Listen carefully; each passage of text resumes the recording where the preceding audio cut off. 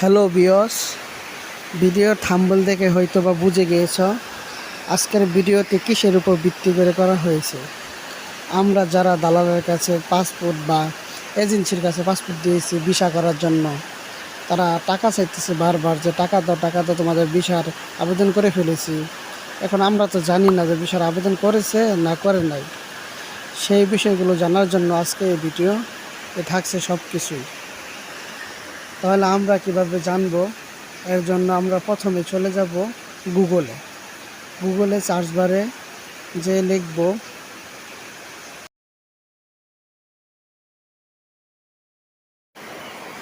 visa.mufa.gov.sa BISA visa.mofa mufa.gov.sa। যেহেতু আমার আগে একবার ঢোকা হয়েছিল তাই আমার এখানে লেখাটা এসে পড়েছে। আমি সেখানে ক্লিক করলাম। ক্লিক করার পর চলে যাচ্ছে ওয়েবসাইটে। তোমাদের ওখানে এরকম একটা ওয়েবসাইট শো করবে। এখানে ক্যান্সেলে ক্লিক দিবে। ক্যান্সেল করার পর এখানে দেখো 3 ডট আছে। যাদের ইংরেজি থাকবে না, ইংলিশ আর কি করা থাকবে না, আমি যেহেতু আগে একবার ঢুকেছি তাই আমাদের ইংলিশ করা। তোমরা এখানে 3 ডটে ক্লিক করে ইংলিশ করে নেবে।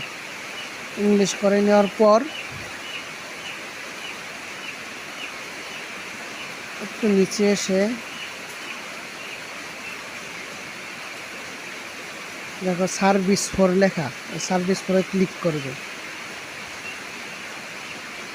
সার্ভিস ফরে ক্লিক করার পর এরকম একটা ওয়েবসাইট নিয়ে আসবে। সেখানে সার্চ বারে লিখবে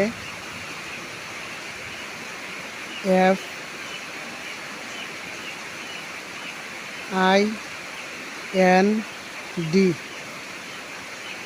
লেখার পর একটু নিচে নামবে।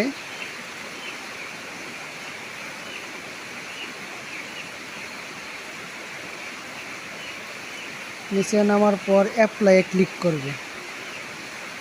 অ্যাপ্লাইয়ে ক্লিক করার পর আমাদের এরকম একটা ওয়েবসাইটে নিয়ে আসবে।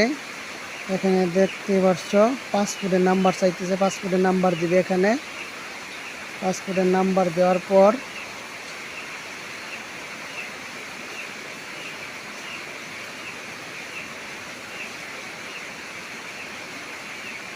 ওরা চাইতেছে তুমি কোন দেশে থাকো।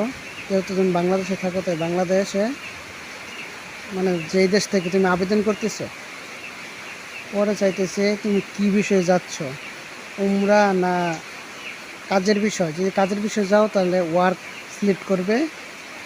তাহলে আমরা যেহেতু কাজের বিষয়ে যাব তাহলে ওয়ার্ক সিলেক্ট করলাম। তারপর কোথায় থেকে আবেদন করা হয়েছে, যেহেতু সৌদির সকল ভিসার প্রসেসিং করা হয়, আবেদন করা হয় ঢাকা থেকে, তাই ঢাকা সিলেক্ট করে দিলাম। এখানে ইমেজ কোড বসাইতে বলতেছে, ওই যে 017639 এই কোডটি এখানে বসিয়ে দিব। বসানোর পর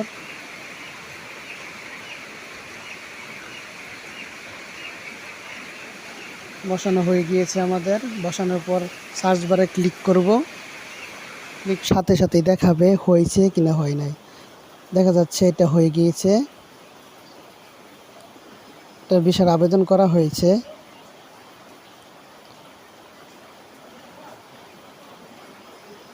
যাদের আবেদন করা হবে না তাদের এরকম কোনো কিছু দেখাবে না, নট অ্যাভেলেবল দেখাবে। যেহেতু এটা আবেদন করা হয়েছে তাই দেখাচ্ছে যেটা হয়ে গিয়েছে। এভাবে আমরা তাহলে ভিসা চেক করা দেখব।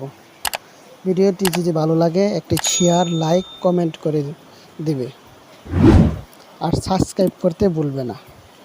ধন্যবাদ সবাইকে ভিডিওটি দেখার জন্য।